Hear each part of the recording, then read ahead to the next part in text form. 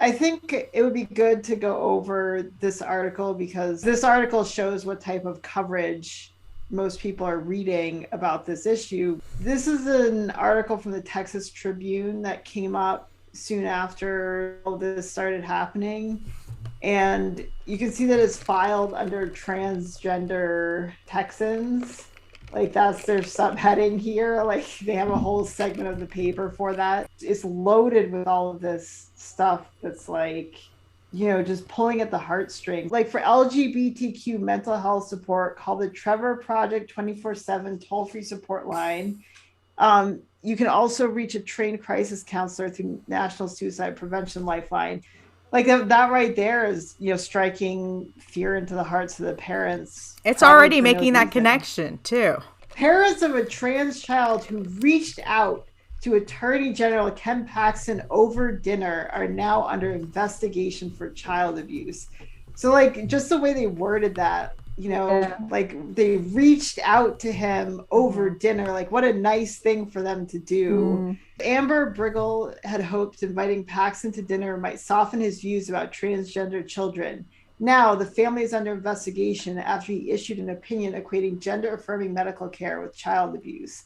So, when I read this, when I read the title plus that intro, I was, my impression is that this family was like, hey, we think you have this wrong opinion about trans kids, come over for dinner. He goes over for dinner and then he Right. leaves the place and he's like, I'm gonna and he's like, it's my cat.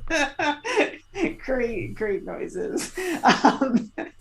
It seemed to me like literally they invited him over for dinner and then immediately after he He went stabbed them in the back. and started Mm. investigating them. So that right there is like how the press is coloring this interaction. It looks to have done the opposite, though, doesn't it? I mean, maybe he saw transgender child, so-called, close up, cemented in his mind how wrong it was. Well, here's the thing. It was so super deceptive because then you go on after you're conditioned to think of it in this one way. It now sneaks in 2016 when Texas tried to stop transgender students from using the bathroom of their choice. There were protests, press conferences, and a whole lot of anger directed towards the state elected officials. But one mom tried something different. She invited Attorney General Ken Paxton to have dinner at their house with her 8-year-old transgender son. Amber Briggle told the 19th recently that Paxton and her son washed up together in the bathroom before dinner. And so this was in 2016. 2016. That is so wrong. Isn't that crazy how they're skewing this? They're like, Wow. so Orange. It's so easy to just like flit over that and think that yeah. when I read this article, I thought it just had happened. I didn't even pick up on that. Oh, wow. And like, How many years is it? 2016? Or 6 years ago. So on top of that, not only was this 6 years ago, but they snuck in the thing about using the bathroom of their choice. Like, never mind the other kid. Like, it's just about the choice of these kids. And then I think another thing people might not realize when they're saying 8-year-old transgender son, this is a female child washing up in the bathroom, an 8-year-old female. Yeah, with an adult man. Yes, washing up before dinner. A stranger. When my, I've, it's not the end of the world if they're just like washing hands and stuff, but that's a very different situation than like a male child washing up with the attorney general. It's weird regardless, you know? Yeah. So just a very different situation. So he turns around and looks and says, this is nice. It's been a while since I had kids this age, Briggle told the 19th. So just it seems like he was just being polite. More than 5 years later, Paxton has helped set in motion a targeting of families with trans kids unlike anything experts or lawyers say they've ever seen, and the Briggles are now caught in the crosshairs. Like, targeting them, So according to their attorney, they are one of several families who are being investigated for child abuse for providing gender affirming medical care to their children. Raising a transgender child in Texas has been one long political emergency, they said in a statement provided by their lawyer. It always seemed like this day would come. Now it has arrived. Governor Greg Abbott then issued a letter directing the state's child welfare agency to investigate any reported instance of these abusive procedures. And that part's in quotes because they couldn't, like how they're using the quotes. They're not putting gender affirming care in quotes. They're putting any reported instances of these abusive procedures. This whole article could be used by a teacher who's doing media studies. Right. Yeah. It's a good example. I think this is just representing in a way the institutional capture, because this is the renaming. Like they've changed it from gender dysphoria to gender incongruence. Like there are these like official changes. And when in some of these news organizations, when they were talking about like, the scientific community, they were saying things like, the opposition or like the people on Ken Paxton's side are saying that it's not medically necessary, but the scientific community is unified and that it is medically necessary. Well, that doesn't even make sense because it's clearly not medically necessary. Like it may be necessary, like they can make the argument that it's necessary for the mental health of the individual, but that's different from a medical necessity. In terms of like the language that they're using, I almost can't even fault them because that's just where the institutions are at these days, So to continue on, yeah, I completely agree. So while most gender affirming care focuses on social transition, allowing a child to express their gender how they like, some transgender children take puberty blockers, a completely reversible medical treatment that's prescribed for a wide range of situations beyond transition. You just constantly hear this, totally reversible, and then that's it. Like that's just taken as fact. I never see any support for that. They've been using them for precocious puberty, right? Like there's some exception in the rule book, so to speak, on medicine. Well, I think like but in any case, for puberty, there's an action group formed of adults who have had them, given to them when they were children, and they've got a lot of very disturbing medical symptoms, like I believe fractured teeth. Their teeth are falling apart or something. Things like that. Quite disturbing things. Yeah, the what's the name of that? Lupron. Yeah. And now doctors, I know a child who had the signs of precocious puberty, and their doctor, to avoid the use of puberty blockers, because puberty blockers are so dangerous, they basically put her on this strict diet, like soy free and stuff like that, to try to stall it as late as possible.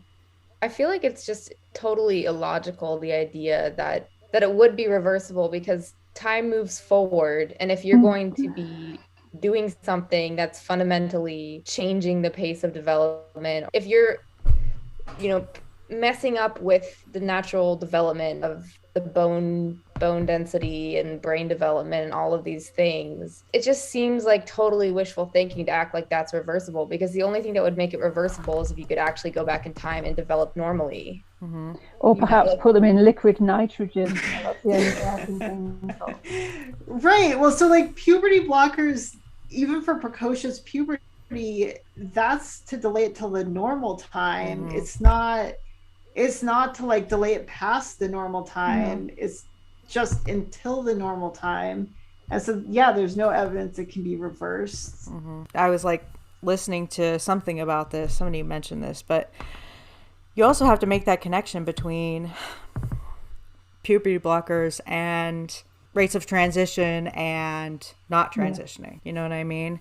Because what it seems like is that it's actually having a reverse effect, in the sense that once they're on these puberty blockers, there's now further buy-in. It's a sunk cost. I think there was some like study somewhere that said close to 100% of kids who go on puberty blockers continue to, down the path of transition. Yeah. I mean, it's like, yeah, it makes you way more invested once you already start that, you're already along the path. You go through the whole, thing of, okay, this is not me. I'm now so and so. You're affirming that every day to yourself, first of all. And secondly, if you do begin feeling different, now you have to face going back and saying, no, actually, I was wrong. That wasn't me. Yeah. I didn't really know myself. Parents is all your different teachers. You might think, oh, Mrs.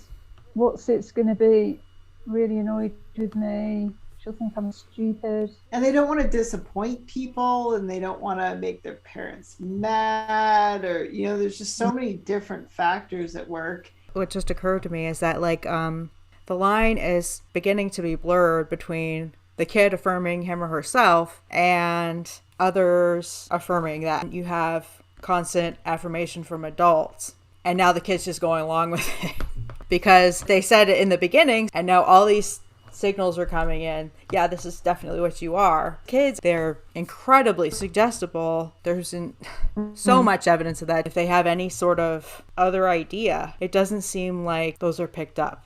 There's all these adults in your life and all the children in the child's life too. You wonder about, the child will be wondering about how his friends will react, and as well how people who don't like them might react.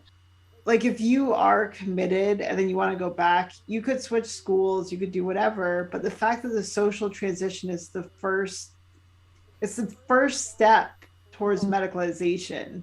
Like, that's what makes it really irreversible, because it's like a sacrament, right? Like like if you get the sacrament of confirmation, you're in, like, you know what I mean? Like you can't, like, it's hard to, there's no anti-confirmation sacrament.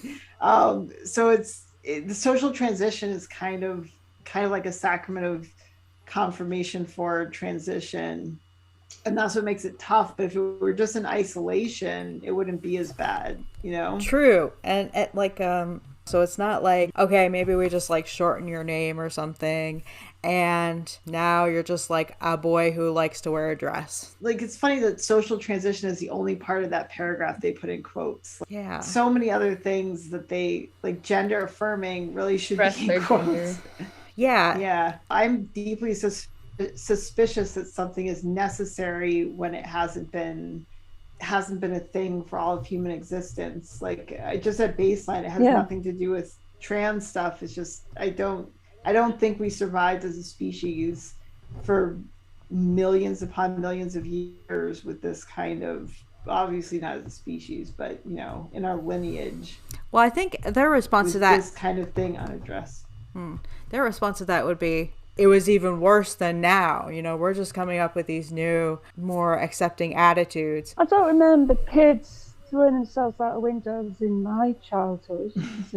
But you never know, right? I mean, people committed suicide. You don't know why they committed suicide. Yeah, the data must be there, though. How many children are supposedly transgender?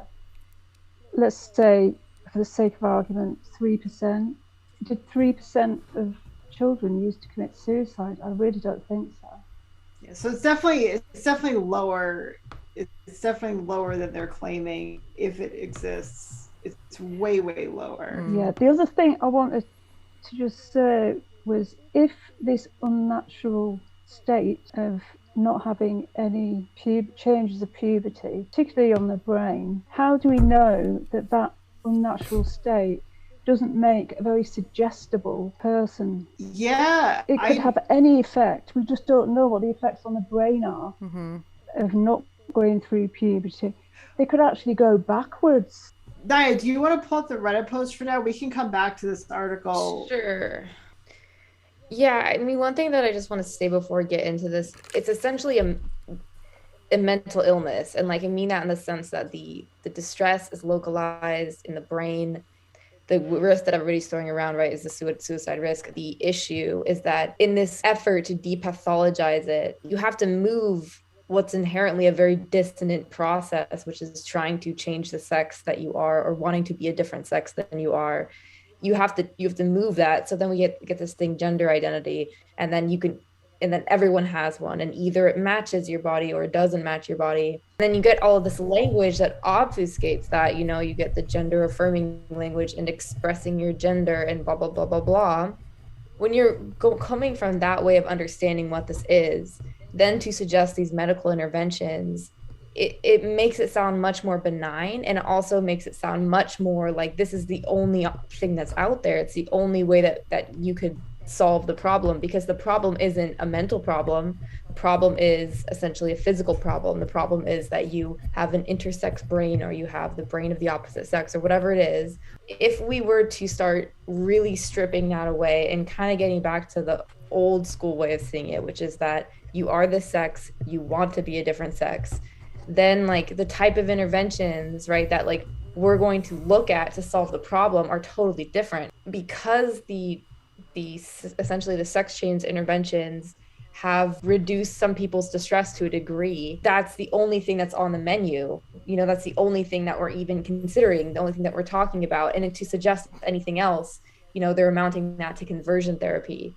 But I think that if we were as a culture to change that way that we're framing it from this amorphous gender identity thing to an actually just becoming rooted in reality, which is that you are the sex that you are. If you want to change it, that's it. And not only if you want to change it, but if you feel like extreme distress at not being able to change it, if you feel like you must change it, like that is the problem. The problem is localized there. The problem isn't localized in your body. So I think like when you actually start to frame it that way, it becomes really ridiculous to even think about doing any of this to a child, because it's like, obviously, if your child is that distressed, there should be other options to alleviate that distress, which is a very real distress.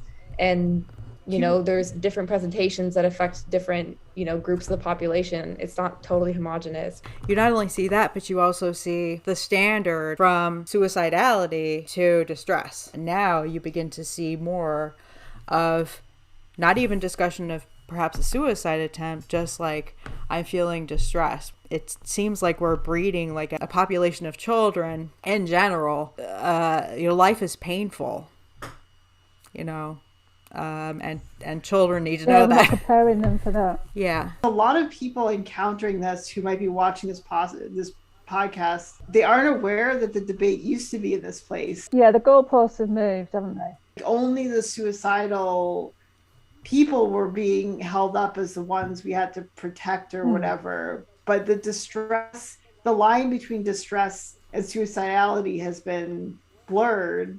Yeah. And the claim of suicidality isn't entirely being made anymore. A lot of times it is just distressed. Oh, they're distressed about their gender. It's like, okay. You don't even need to have gender dysphoria anymore, do you? No. You just have to think. Oh, that's true. No, in fact, the opposite sex. The article actually said the bathroom they wanted to go in. The conversation developed from this place where these people, it was medical treatment. It was actually, it was argued as life affirming, because it was, these people are literally going to kill themselves if they can't do these things. And now it's just, it's like they want to do it. It's their desired whatever, and it's become normalized. The goalposts have moved quite a bit. Yeah, and it's come normalized partly because people have accepted this strange idea that everyone's got a gender identity and that you should be faithful to your gender identity. Be yourself.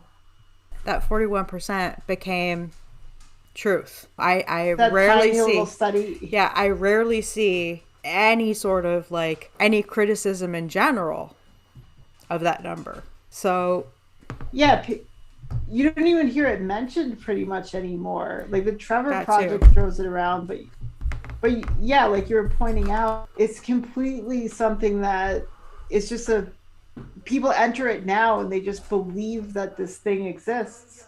Yeah, we're just supposed to assume that it's there. Right. When it may not be, because now it's just my child wants to be this. want now has the power of, if they don't get this, then there's a 41% chance that he or she will kill themselves. It's like there's this bait and switch going on, you know?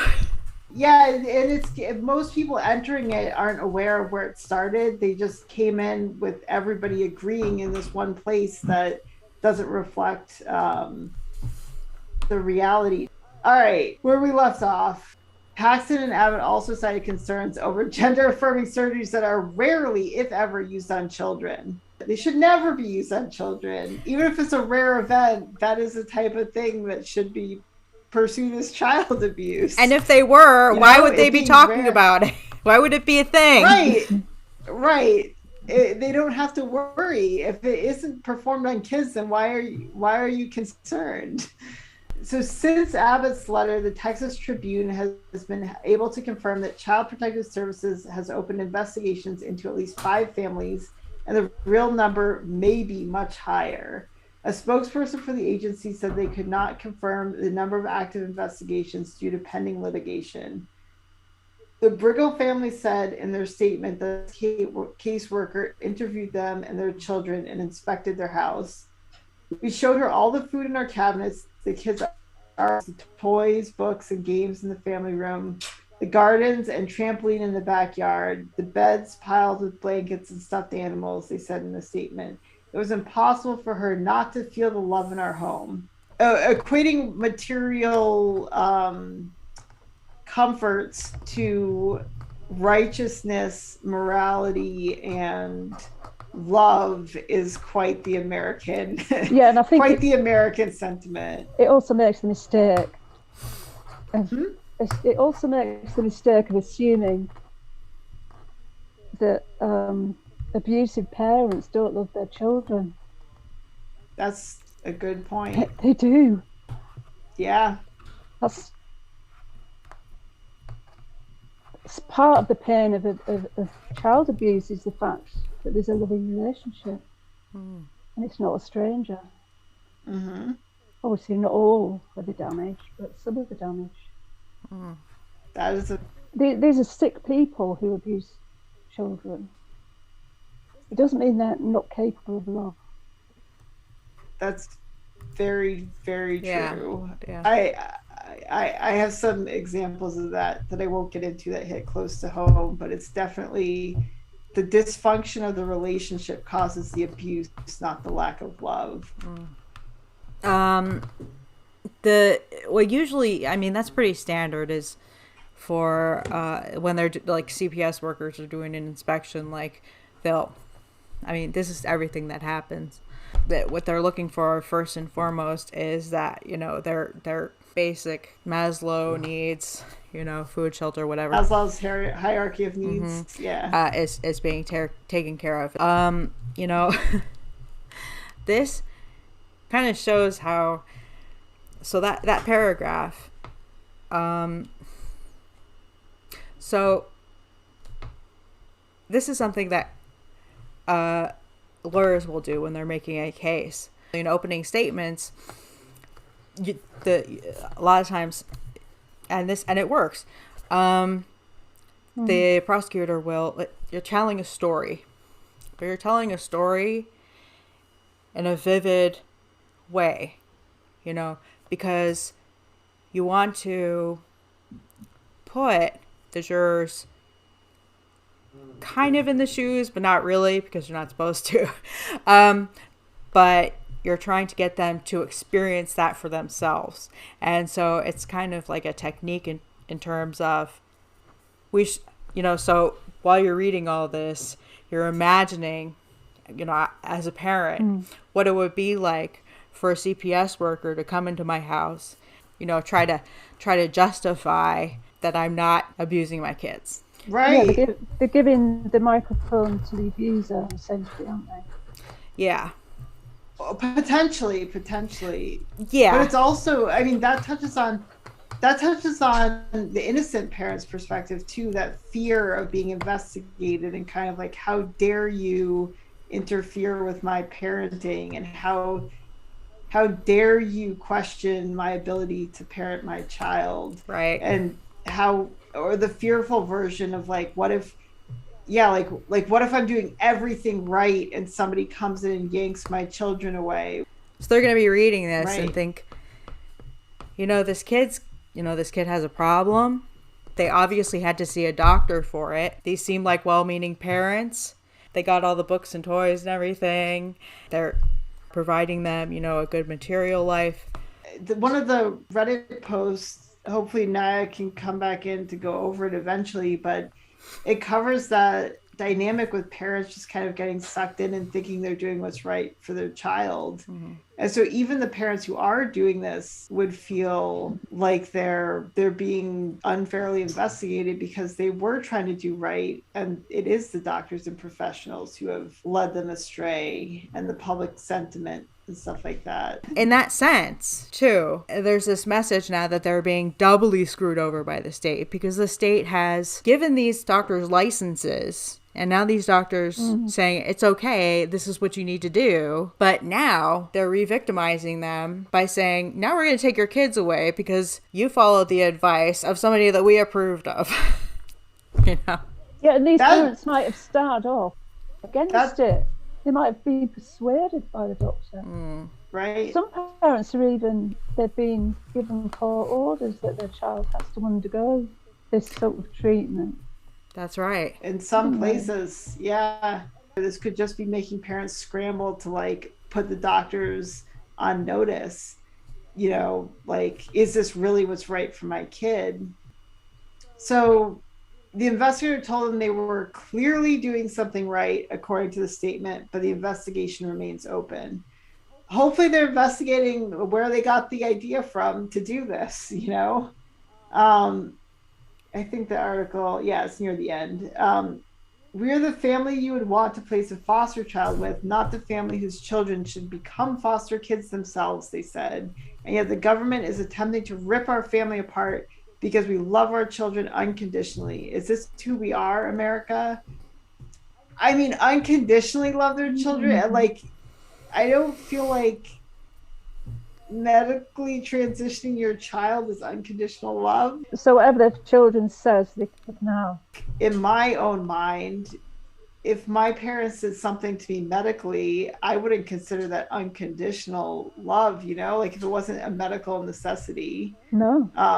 Like Naya was pointing out, the thing with the body, you're the sex you are and you want to be the other sex. And in a lot of cases, these are gay children. It was one of the Reddit posts. The mother says down in the comments, it was just a few months ago I was getting used to the idea of my child having a boyfriend, my son having a boyfriend, and now I'm dealing with all this medicalization, like surgery and stuff like that. Like, unconditional love is accepting that your male child have a boyfriend. And so here's something that might confuse a lot of people. The mother of the swimmer touched on this, but about calling the ACLU and them having a somewhat surprising position on this for people who are out of the loop. But the ACLU has been, the thing though is that they keep coming down on the side of not the children, right? They're not defending the children's liberties to grow up, unaltered, like to mature to adulthood without unnecessary medical intervention. They're not defending the rights of their peers to have single-sex spaces that they're comfortable in, or their religious liberties protected if they have some sort of sex separation as part of their religious beliefs.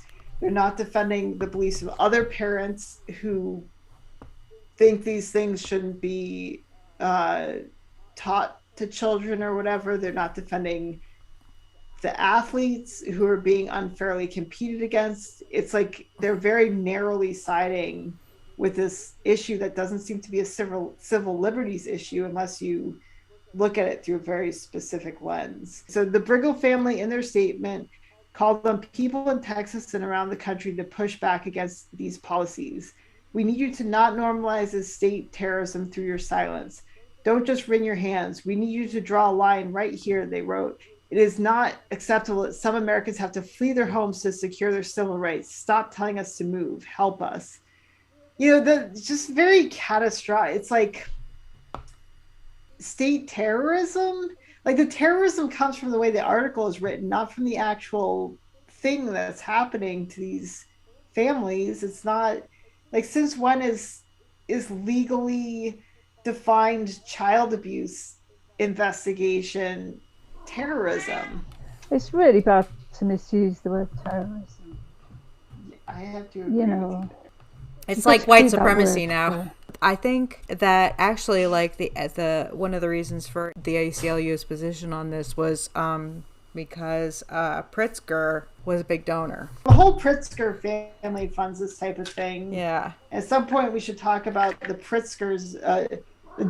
One of the Pritzker sisters being on the Smithsonian's board for the Women's History Museum. Other than Paxton opinions slam schools' transgender policies, which might be read as neutral, Ken Paxton dined with the family of a trans Texas kid. They now feel under attack. Like, it's the same framing as earlier. Well, and then this picture of, yeah, go ahead. No, if you notice, like right beneath that, there's this. Not only the parents are feeling it, now you're victimizing the children. The children are afraid. Right. Yeah, that's what I was going to point out. It's just like piling it on. There's clearly an agenda. There is an agenda. They're completely compromised.